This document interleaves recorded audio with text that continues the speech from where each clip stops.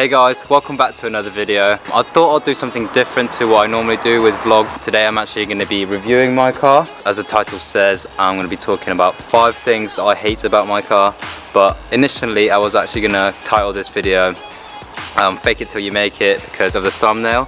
You see all those cool houses.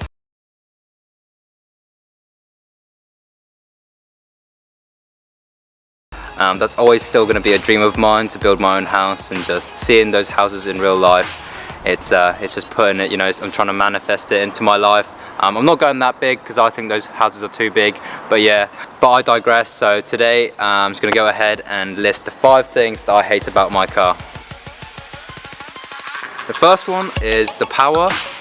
So the Mini Cooper S's, I've got the supercharged one. It's a 2006 Mini Cooper S Checkmate, so it's the limited edition, but from stock it's 170 brake horsepower. I don't know if that's the exact amount, but mine's actually pushing 176 from the dyno run that I got done 2 years ago up in Lohen. So it's running 176, and the reason why I hate the power is because it's a supercharger. It's quick for what it is, but you're only limited to, I think the maximum you can get sort of out of these superchargers is like 250, maybe 300 brake horsepower, and then if you want anything more, then you have to do a turbo conversion or just buy a completely different car. Loads of my mates are like pretty much quicker than me. I mean, I'm not normally a power guy, but I would just like to have 350 to 400 horsepower, you know, at my disposal. But yeah, that's my first one, just the very underpowered, but you can always turbo conversion them, but that, again, that's going to cost like 10 grand. I've saw a kit for like 4 grand, but that's my first one. Second one is the stock height.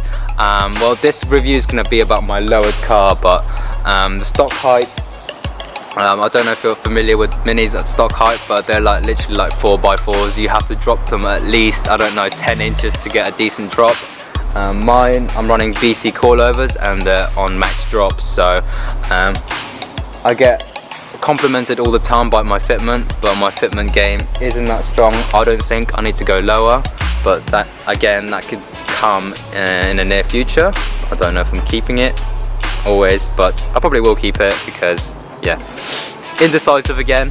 But yeah, the stock height is unreal, so that's what I hate. You have to lower your car because lowering a car will just make any car look sick. Even that Ford Fiesta over there has parts off camera. If that was lowered, it'd look 10 times better. So that's my second one. The third thing I hate about my car is the PCD. PCD is your stud patterns. The stud pattern on these minis is 4x100, and the reason why I don't like the PCD, or the reason why that made it on the list, is because you're very limited to the wheel choice. I like wheels. I know I'm still running fake Japan racing wheels and everyone slates me for having fake ass wheels and not buying genuine wheels, but it doesn't bother me. But the fact that you only get a limited amount, because 4x100, you've got a good choice, but I'm running 17s, and to get a decent sort of offset and size with 17s, you're having to look to spend like well over 1,500 quid to get a decent set of wheels. That's why I like Japan Racing, because they do a good range of wheels in the 17 specs and the specs that I want.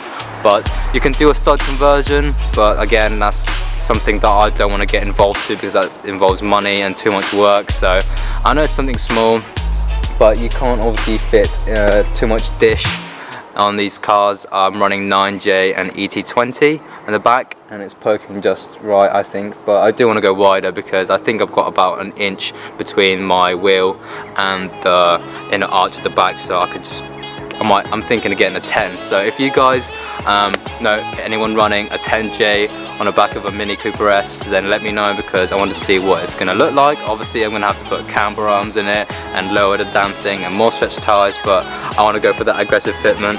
The front, I think the best ET for these is 8J ET35, which is what I'm running. So if you guys want my specs, I've literally just listed it there. So stop asking about my wheel specs, my #1 question I get asked all the time. So that's my wheel specs, but that's another point that I don't like about my car, is the PCD. The fourth thing I don't like about my car is that the back end of my car always gets really dirty quick and easy. I don't know if any of you know, but on these minis they're very prone to getting like really dirty quick, especially in the back. My car's probably, I cleaned it before filming this video, so if I go around the back now it's probably as dirty as shit again. I might actually go around there and have a look. Okay, it's actually not that bad, but still, it's I know you guys can relate to that. If you have a Mini Cooper S R53 model, then you know what I'm on about. Even Mini R56s and all minis, I think it's just a very big problem. I know it's something little, but that's something I hate because I like having a clean car, and there's nothing worse than going out of a car wash and then 5 minutes later it's just covered in dirt again, and then you're just back to square one. So that's number 4.